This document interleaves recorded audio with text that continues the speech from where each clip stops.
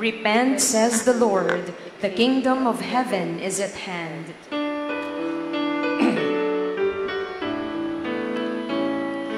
Glory to you, Word of God, Lord Jesus Christ. The Lord be with you. And with your spirit. A proclamation from the Holy Gospel according to Luke. Glory to you, O Lord. Some people told Jesus about the Galileans whose blood Pilate had mingled with the blood of their sacrifices. Jesus said to them in reply, "Do you think that because these Galileans suffered in this way, they were greater sinners than all other Galileans? By no means.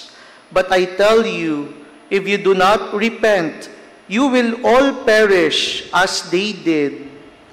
Or those 18 people who were killed when the tower at Siloam fell on them, do you think they were more guilty than everyone else who lived in Jerusalem? By no means. But I tell you, if you do not repent, you will all perish as they did." And he told them this parable.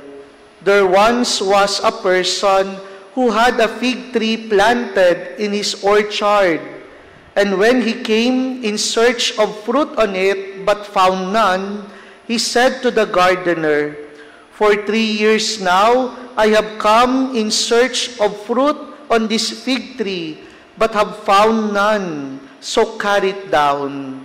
Why should exhaust the soil?" He said to him in reply, "Sir, leave it for this year also, and I shall cultivate the ground around it and fertilize it. It may bear fruit in the future. If not, you can cut it down." The Gospel of the Lord. Praise to you, Lord Jesus Christ. Magandang umaga po sa inyong lahat. My dear friends, we are on the third Sunday of Lent, and the Gospel story that we heard today invites us to reflect about the reality of evil and suffering vis-a-vis the nature of God's justice. Inaanyayahan tayong pagnilayan ang realidad ng kasamaan sa mundo na nangyayari sa lahat ng tao, ikaw man ay mabuti o masama, at ang hustisya ng Diyos. There are 3 important points that I want to highlight which will serve as lessons for us this third Sunday of Lent. What are these lessons?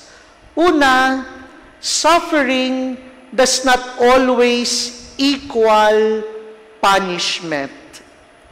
Remember, in the Jewish mentality, when you are suffering or when you are in pain, they immediately conclude you are being punished by God. No? Kaya kapag ikaw ay naghihirap, kapag ikaw ay maraming mga pagsubok sa buhay, ang pananaw nila, parusa yan ng Diyos sa iyo kasi may kasalanan ka o pinagbabayaran mo ang kasalanan ng iyong mga ninuno. But Jesus asked this question, do you think that because these Galileans suffered in this way, they were greater sinners than all other Galileans? Do you think the victim of the tragic event at Siloam were more guilty than everyone else who lived in Jerusalem? And the answer of Jesus is a resounding no. Sabi niya, hindi.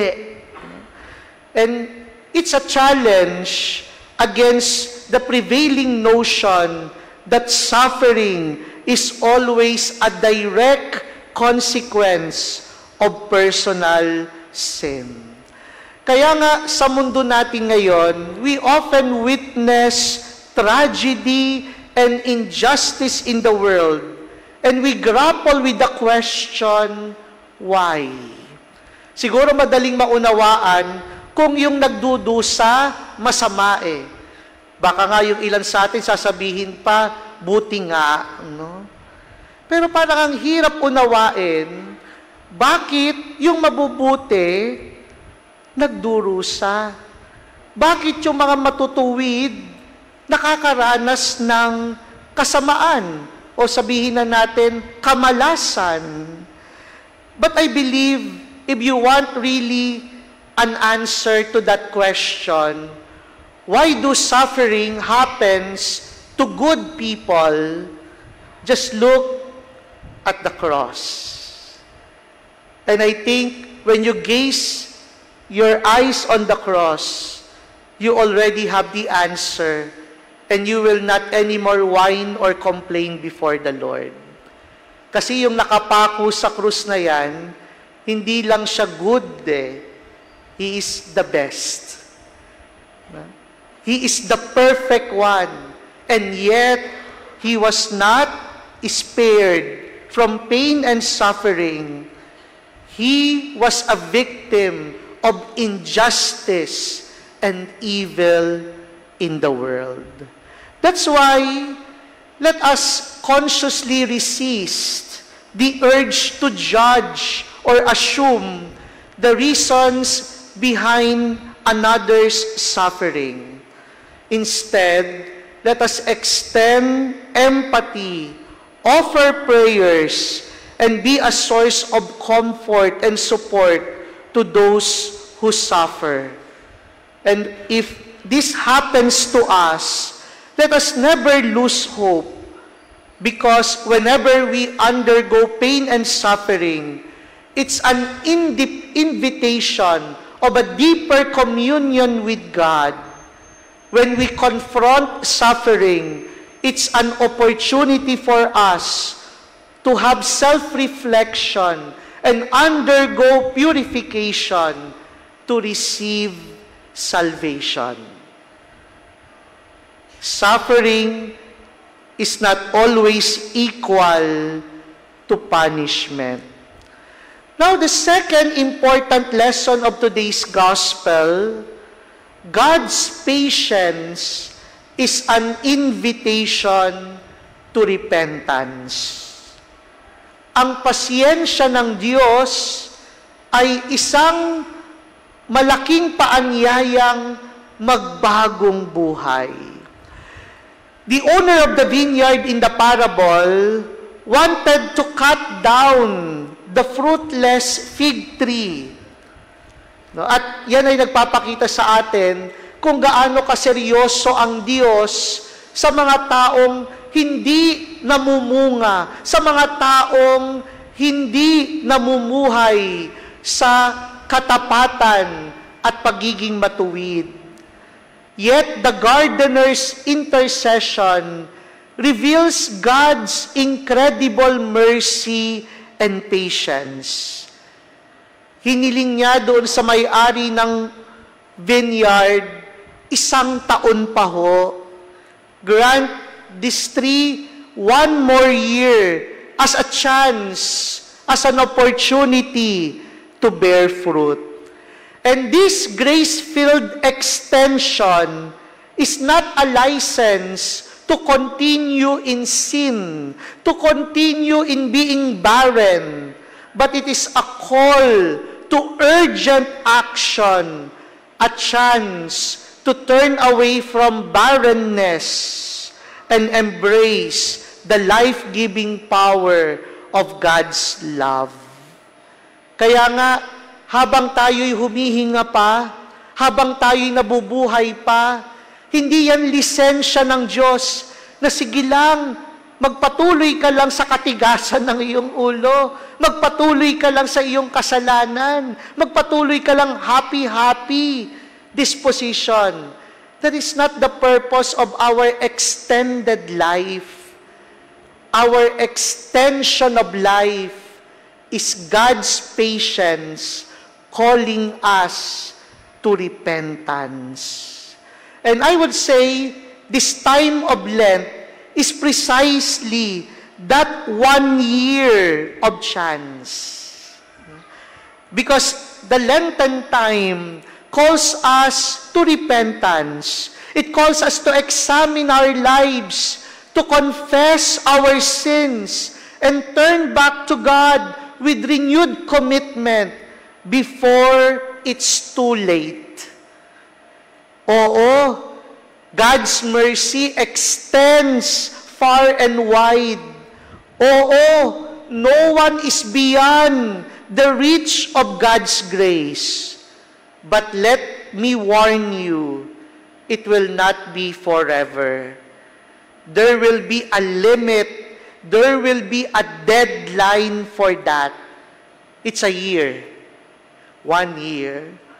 And hopefully, within that 1 year, wherein the Lord continues to be patient with us, we answer God's call to repentance. Or else, we will be cut down and be burned to eternal fire and punishment. Now, the third important lesson of today's gospel, the urgency, therefore, of bearing fruit to our faith to be testified and for our life to be nourished. The urgency of bearing fruit. As I already mentioned, the gardener's plea is for 1 more year. And this highlights the limited nature of our time and the importance of bearing fruit now. Not tomorrow, no? Not the next month, the next year. We bear fruit now. And what are these fruits? It's outlined in the letter of Paul to the Galatians. The fruits of love, joy, peace, patience, kindness, goodness, faithfulness, gentleness, and self-control.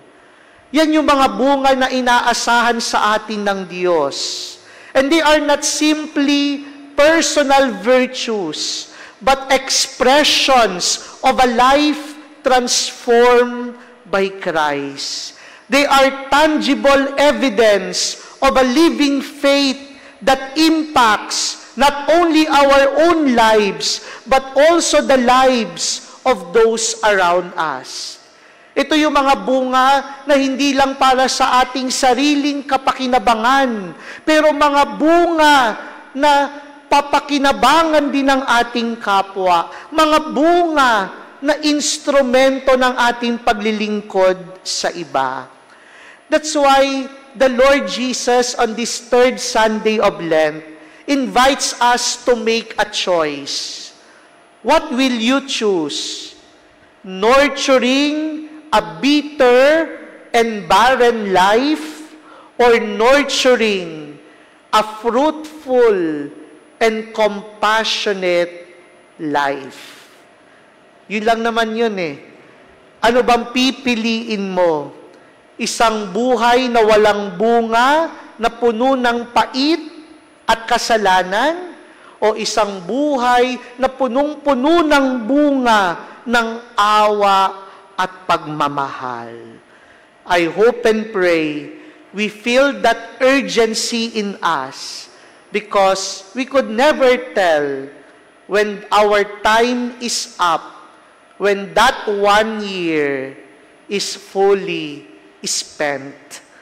My dear brothers and sisters, the gospel reading for today is not a tale of doom and gloom, but it is a message of hope and opportunity, reminding us that even when we fall short, God's mercy and patience are always available. Just don't forget, we only have 1 year. And that is our time to respond to God's gracious love and bear the fruit of repentance and renewed life, embracing the mercy and love of Christ and allowing ourselves to be transformed by the Lord to becoming fruitful branches of the true vine, our Lord Jesus Christ. Amen. Let us stand and